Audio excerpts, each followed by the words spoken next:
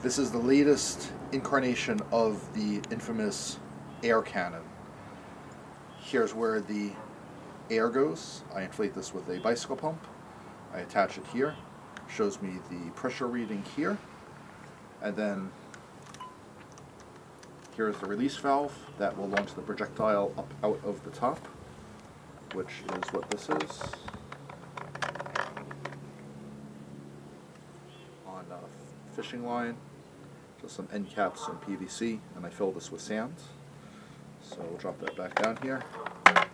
Most importantly, when you shoot the air cannon, always make sure that you release the bail so this actually comes out versus break, and then you have to retie things together. So that's how this works, and now it's time to put some air inside.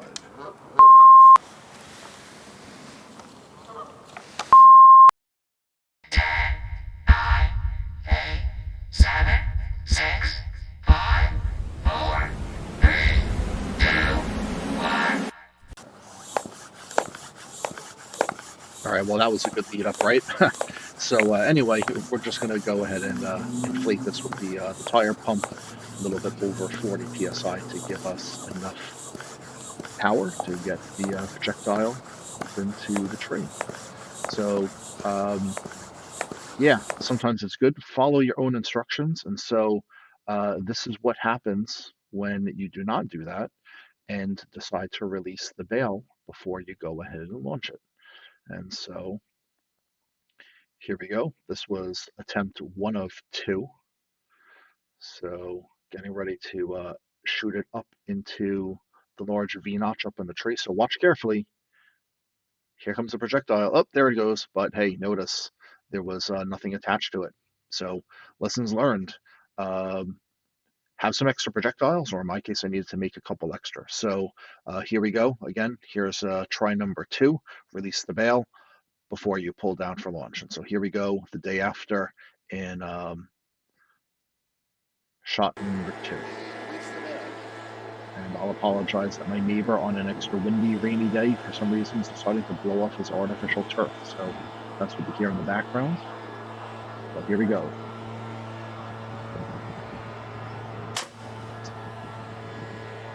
And because that went so fast, we're going to see that in ultra slow-mo replay. Not once, but twice, because I think people like to see slow-mo stuff coming out of pneumatic-powered contraptions. So there you go. All right, so we got a successful launch, and here we go. Crashed right into the pond, but that's okay because it's on the end of the fishing line. So we'll just reel that back up. There it is. See, the pond's extra full. So by the time I got down to the edge of the pond, I needed to improvise since it was slightly out of reach. So my wife, who is the one that we have to thank for the footage, got a laugh of me doing that. So here we go. We got the projectile in my hand.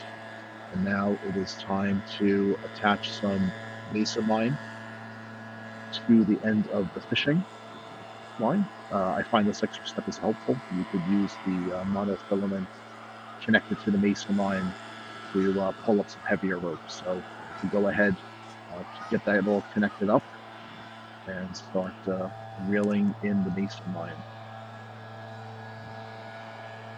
So I got this up there pretty high. You can see the projectile over there. And here we go. Just reel it up here. And since there's some decent enough weight inside of it, it had no problem clearing the top of some of the little branches and stuff at the top. So we'll just go ahead, wind this up. It's always good, I find, to use a new mason reel because you can never get these things to wind back up correctly. So I'm just going to manually pull out some extra line here before I finish reeling it in. So here we go. I'm just going to let some gravity do the rest of the work. There we go. And we're ready to get going here. So I'll just cut off the mason line and attach the 2 free ends together. Call this endless loop. This way you don't accidentally lose one of the free ends while you're pulling stuff up into a tray. So very important to do that.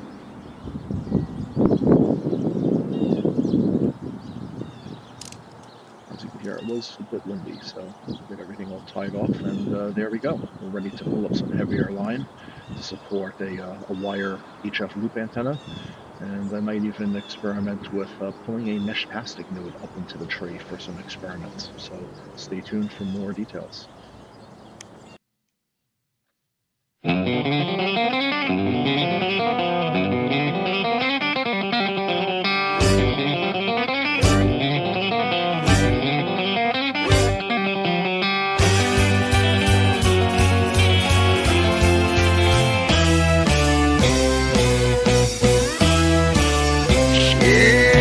Breaker, all night. Come on out there on that line. If you see my girl, won't you please remind her?